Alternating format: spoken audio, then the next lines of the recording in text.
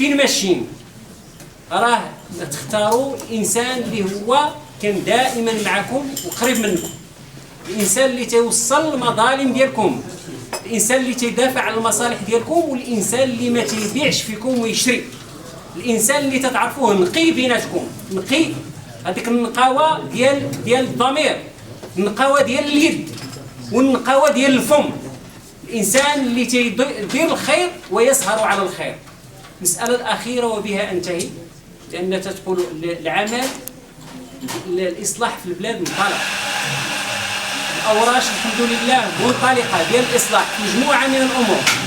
لا في الجانب الاقتصادي ولا في الجانب الاجتماعي، الامور تتحسن، البلاد ديالنا الحمد لله تتحسن مستقره، شوفوا حولكم الامور الحمد لله مستقره، الوجه ديالنا في العالم مشرق، التعاون ديال الجميع بالفضل ديال الاصلاح اللي من القمه حتى للقاعده تم القيام به، الخطاب ديال 9 مارس، الدستور ديال جويلية 2011، انتخابات ديال 25 نوفمبر، وهذه الحكومه اللي تعلمتوا من عنها الصراحه، ملي تتكون مساله مزيره تتقول لكم الوقت راه مزيره، ولكن واقفه معكم. هذا الشيء اللي تتسمعوا ديال الشائعات ديال الزيادات في الاسعار، راه ما كاين زياده لا في البوطه ولا في السكر ولا في الدقيق ولا في ليسانس ولا في المازوت، الزياده هي اللي زدنا عليكم في جوان 2012، زدنا عليكم 2 دراهم في ليسونس وزدنا عليكم درهم في المازوت، لان كانت المصلحه الوطنيه تقتضي. ومنين زدنا ديك العشيه جا رئيس الحكومه مشى للتلفازه قال لكم ها المغاربه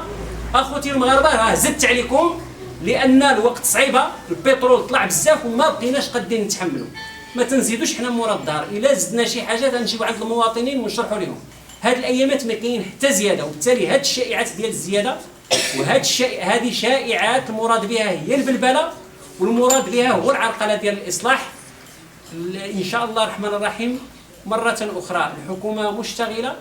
الامور منطلقه الحمد لله، تنعيشوا الاستقرار والاوراش ديال الاصلاح انطلقت، واللي هو مهم جدا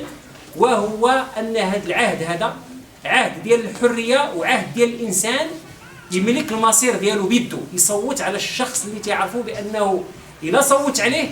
مخلص وغادي يزيد بالبلاد القدام. والسلام عليكم ورحمه الله.